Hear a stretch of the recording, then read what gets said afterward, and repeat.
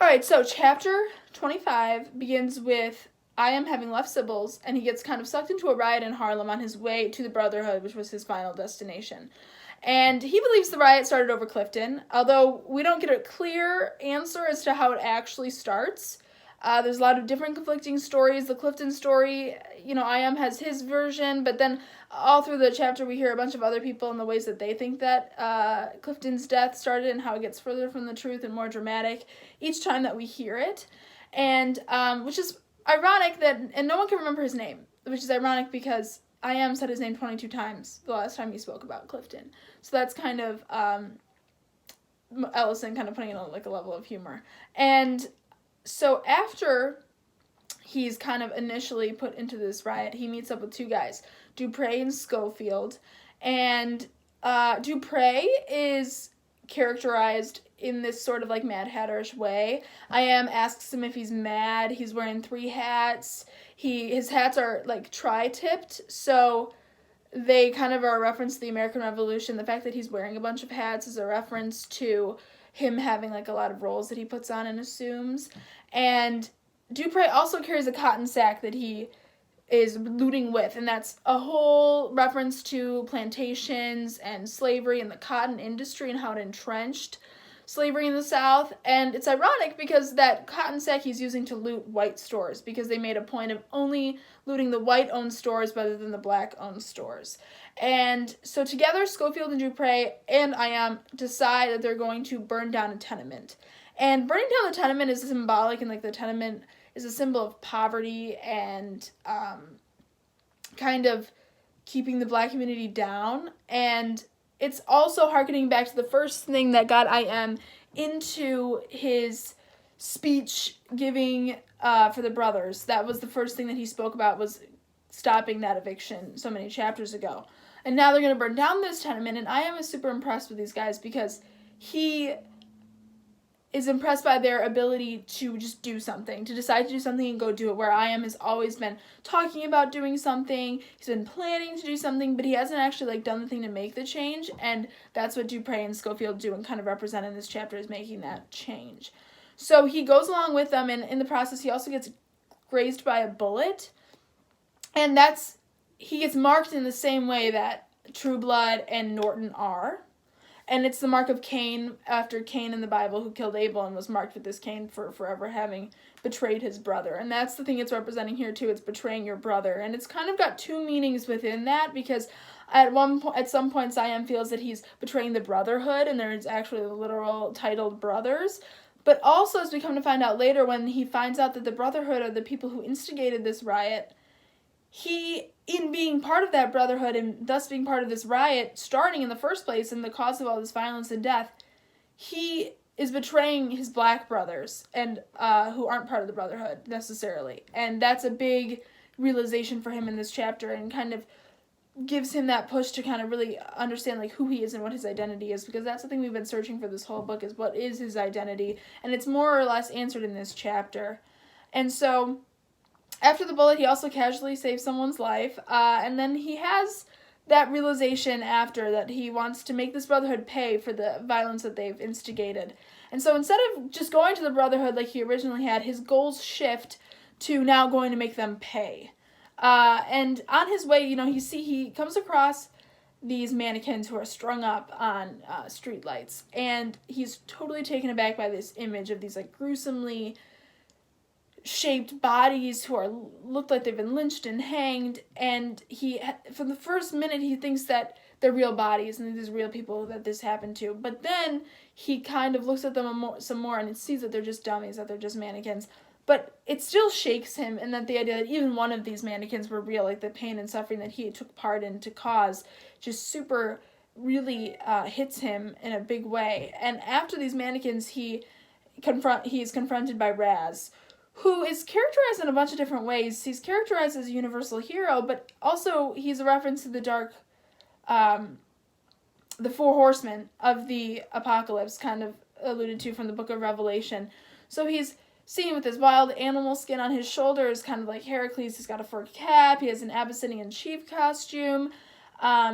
And later in the chapter, his horse is even refers to as Silver, which is a reference to the Lone Ranger, which is another sort of heroic image. And yet, we know that he is, he's also described as this horseman of the apocalypse, which is an interesting kind of parallel to what he's being described as. And him and I Am, they exchange a bunch of words, they argue with each other, and it ends with I Am actually, again, taking some action for himself. He picks up a spear and throws it through Raz's jaws, locking them shut so he can't open his mouth anymore, which is super poetic because Raz is just known for talking and riling up people and making these big speeches, and I Am is the one to kind of shut him up in the way that the spear does. And it's also a reference to the way that Odysseus killed Antinous, because he killed Antinous through the throat, kind of like the whole vocal thing again. And Antinous, again, was known for these speeches. He was an orator. He was the one who kind of got the suitors to kind of band together and do something. So it's kind of like a parallel between those ideas. And then after he has confronted Raz, he kind of runs away, and he is changed his destination to Mary's. And how Mary's is, it's a symbol of safety and security in I Am's life, and it's the only time that we've seen him kind of feel that way. So he's going to Mary's and gets sidetracked because he hears these two voices through a hedge. And they're two vigilantes, and they're talking about Raz and how he was confronted by the police in the big fight that kind of happened before I Am got there, and they had their whole confrontation. And these two voices, the way that they talk to each other and how they talk to each other is reminiscent of the radio show Amos and Andy. And they talk about this riot as it's like a great story, and that it's super dramatic and kind of funny, and just this, like, they were recounting in the second-hand kind of way for entertainment, basically, is how it sounds to us. And it's just so incongruous with what we just saw with I Am confronting Raz versus how these guys are recounting Raz having his run-in with the police. And, they're the ones who mentioned that Raz was on his horse like Silver from the Lone Ranger, which is so weird because we also have Raz in this apocalyptic light as one of the four horsemen from Revelation, and like the whole chapter is strewn with all these apocalyptic end of the world images, just like Revelation. There's a lot of parallels between those two, and to hear the end of the world talked about in such a, I don't even know the word for it. It's so kind of removed, but also like funny, but also not, because it's horrible. It's just very strange to hear that through I Am, who just kind of like is living it more than these two guys are. It's very strange and ironic and weird.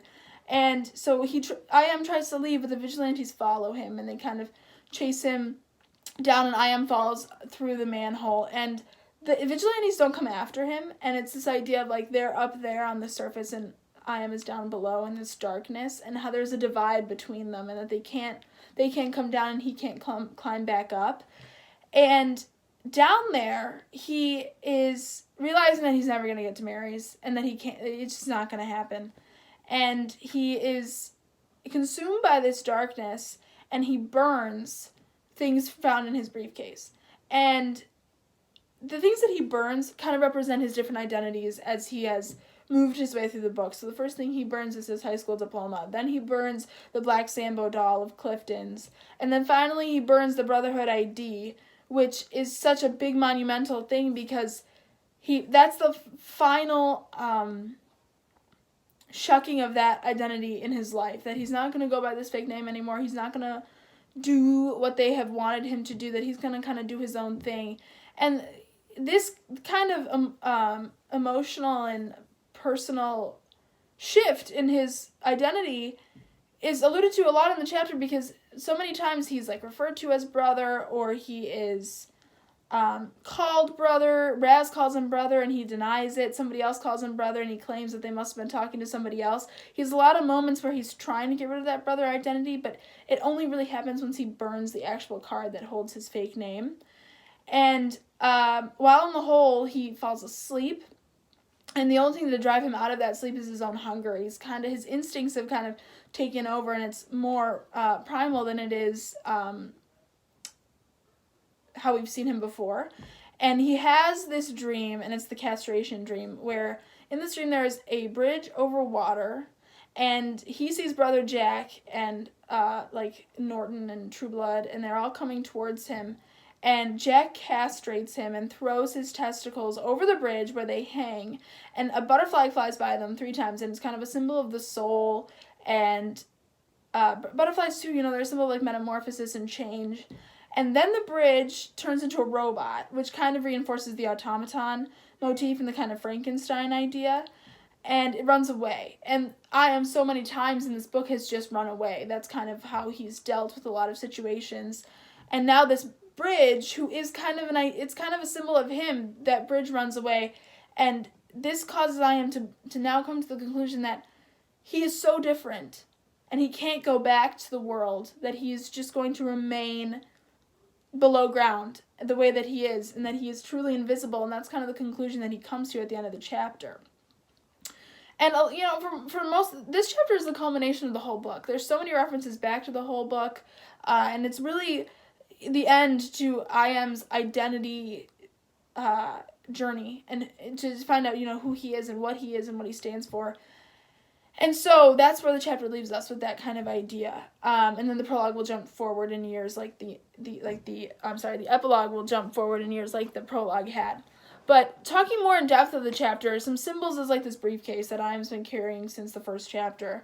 And it's his literal and figurative baggage that he carries with him. And inside of it is all of these objects from his life. He has the money from Mary's that he picked up off the ground after he broke the safe kind of thing.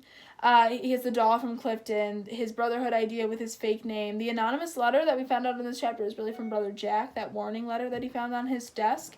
He has the scholarship papers, his high school diploma, everything that he is associated with, the various identities that he's had through the book are all found in this briefcase. And the act of burning them is what allows him to kind of leave that life behind and just in kind of a way embrace the difference that he is, to how different he is. And then the briefcase is something that he can't let go of. Like 3 times in the chapter, he like loses it, or it's kind of left behind, or it's getting really heavy, but he keeps carrying it. He keeps taking it. He says, "It was my briefcase extended to me by its handles. I seized it with sudden panic as though something precious had been lost to me." And so he's tied to the briefcase. He can't let it go. And at one point he even uses it as a weapon. He takes Tarp's leg chain out, and then he's got the briefcase in one hand, and he's kind of like fighting with it, which is kind of like an interesting image to think about. And just symbolic in the end of him burning these things and embracing his invisibility. And then there's this idea of time. There's 2 sentences at the beginning of the chapter that talk about I.M. reaching Morningside, the shooting sounding like a distant celebration of the 4th of July, and he hurried forward. At St. Nicholas, the streetlights were out. So the morning being the beginning, July, it's the middle of the year, middle of the cycle of time that a year represents, and then St. Nicholas being a reference to Christmas, and it again being the end, and how all this time has come to now. This whole book, all of this time is culminating in this chapter and in this riot. And then there's a super surreal kind of tint to the whole chapter, because there's so many fires and mention of sparks and embers, but they're all kind of described in a blue light, which is not usual for fire. We think about heat and like warm colors, but instead it's used this blue tint. And at one point he says that the fire sent up a curtain of sparks that lit up the block like a blue dream, which is a very surreal image, because those two things don't really necessarily go together.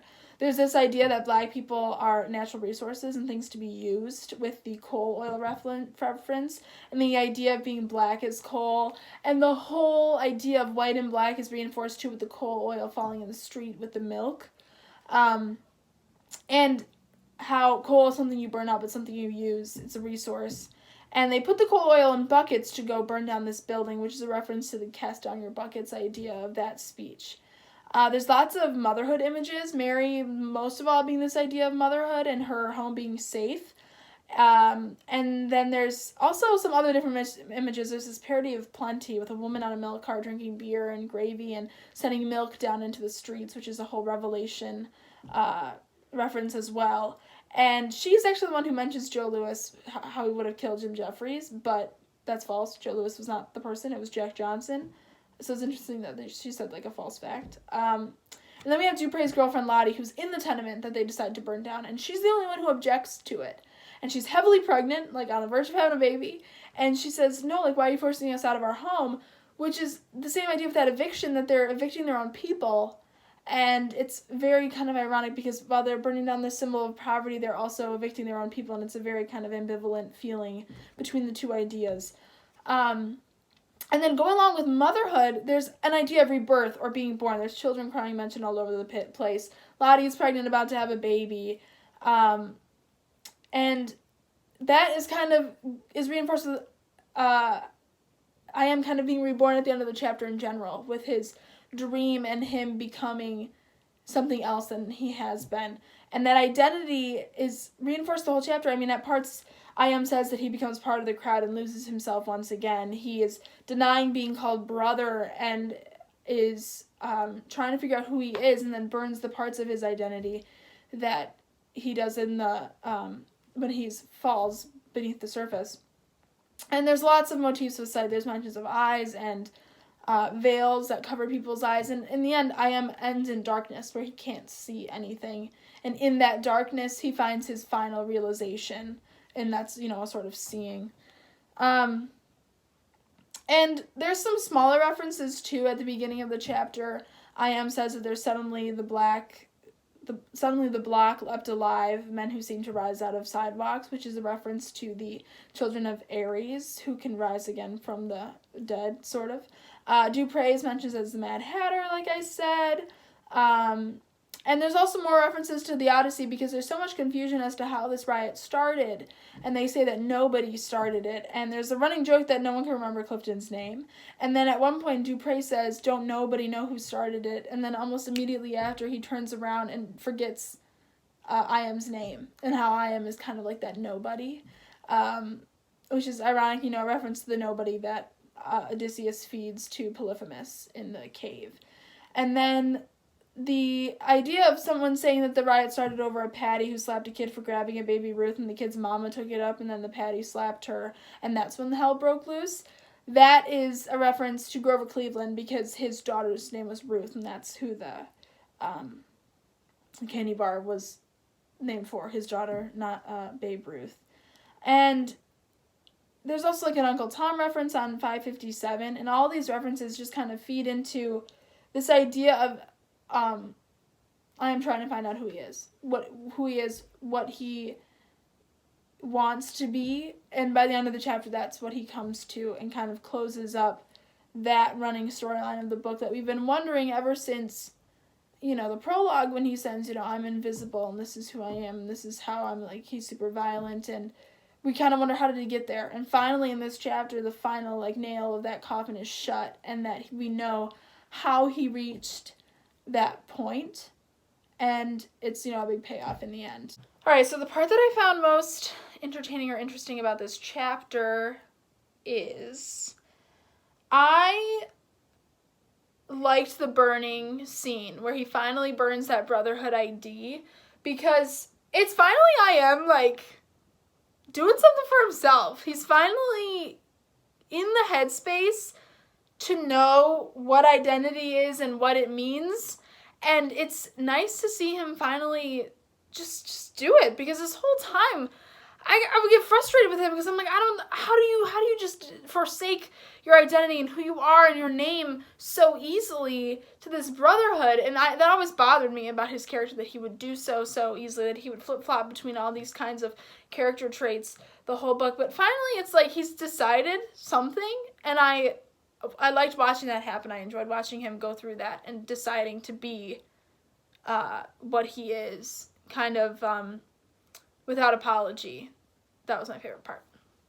So yeah, that's chapter 25.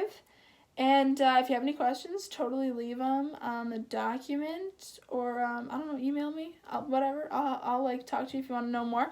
But yeah, chapter 25. I'm also going to leave the quotes and the page numbers below, because I only said one page number the whole time. But I'll leave them down there, and I'll kind of put them into the categories, because I know when I'm trying to take notes, it's hard for me to write the quote and the page number and listen to what everyone's talking about. So I will leave that in the description below for everybody. But yeah, I guess that's it.